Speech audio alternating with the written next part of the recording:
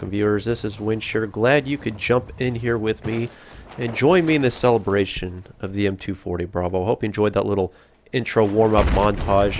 Never really gave this weapon its fair shake. I kind of did a little, just a little touchy-feely, quickie intro or review of this weapon very early in my Battlefield 4 experience. It was actually on PC, but I never formally reviewed the weapon. I want to spend a little more time talking about this setup here in support class I've been running here recently in Battlefield 4. Now, this weapon, I coined the Black Widow in Battlefield 3, and it is still true to its name, unlike Deep Throat, aka the M60 in Battlefield 4, that's just been utterly, embarrassingly replicated in Battlefield 4. But the M240 lives up to its name, 34 maximum damage, minimum of 25. It's got some hellacious recoil there, but it's always a 3 to 4 bullet kill in normal game modes, and here's the accuracy patterns there, courtesy of simthic.com. I like this weapon with both a compensator and a muzzle brake, or I should say. Either one is a very good complement to this weapon because it has a lot of vertical recoil, but also has a lot of side-to-side recoil. So I can't state which one's better, but I would certainly recommend one of those two attachments for this weapon to help tame the unbelievable ferociousness of this weapon. It's a very mean, nasty weapon. It deals an incredible amount of damage per second, one of the highest in the game. I think it's the second highest now, next to the ASVAL. But basically, bar none, this is a DMR on steroids is the best way to look at this weapon. 3 to 4 bullet kill, and it has long range killing potential, which I will demonstrate time and time again with this weapon. Take note of the headshots as well. Recoil's good in some instances. A little bit of recoil, I always argue, is a good thing, because most of the time you should be aiming center mass, allowing that recoil. There's another headshot. Allowing that recoil to do the work for you, because once you get a headshot with this weapon, it's all over. It's all she wrote. You're 6 feet under before you even know it with this weapon. This is a big, beefy round in this weapon. Again, long range capability. It is certainly capable of doing this. And that what I wanted to get to more than anything in this video is that this weapon is capable of versatility. It's capable of very good kills at point blank range, and it's very comfortable at medium range, and at long range, as long as you're patient with it, you understand the weapon, it is capable of giving you unbelievable long range shots as well. And this is up there with the LSAT in terms of my personal like and comfort with the weapon. It takes some time to get used to these weapons. I was playing with some new guys. It's good to see some new faces on Battlefield 4. I always enjoy playing with just random people on the battlefield, and I was talking to them, and right off the bat there's this stigma of, oh, it's support class. It's the worst class in the game. I liked it in Battlefield 3, I hate it in Battlefield 4. So there's still this confusion with support class in Battlefield 4, and I encourage you guys, you gotta give it some time, you gotta understand the weapons, and you gotta start rolling with them and getting some attachments with this, because this gun naked is not that good. But you throw an angled foregrip on it to help mitigate that first shot recoil, because more often than not, you need to be burst firing this weapon all the time.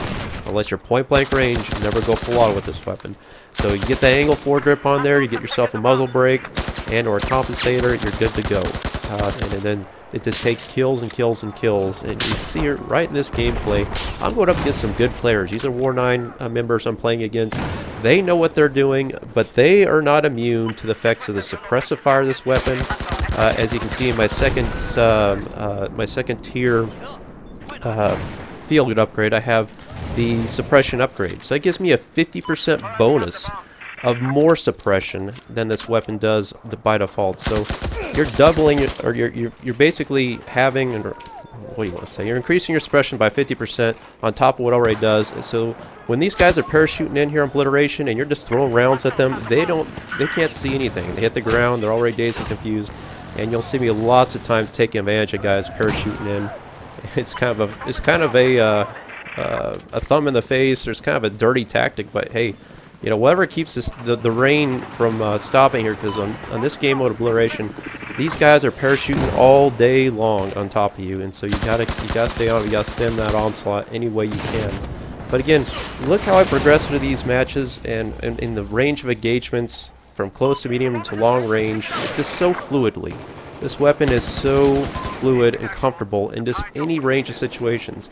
And I'm dishing out the teabag because I know I'm on fire right now. And so, you know, throw it out there. That's what this weapon's going to do. It's going to put you on cloud 9. I mean, you're going to go on some beast kill streaks with this weapon at your fingertips at your disposal. But again, patience is what I stress. It takes time to understand it. I think this is my second most used weapon now, next to the M240B.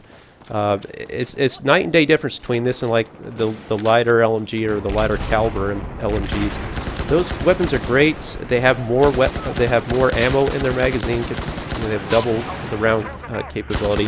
But in terms of the killing potential, I find so often not particularly at long range. I'm just pissing in the wind, throwing so many bullets at these guys, getting hit marker, and frustrated, and not killing anybody. Well, that's not going to be the case with the heavier LMGs.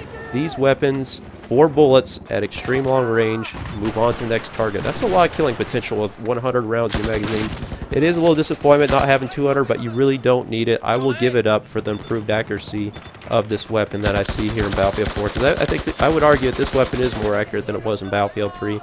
And that support class as a whole in Battlefield 4 compared to Battlefield 3 is just, the weapons are much more accurate, and it seems like the attachments have a lot more to do with that. You know, for example, the angled foregrip. So all in all, this is definitely one of my top weapons, one of my most favorite weapons in this game.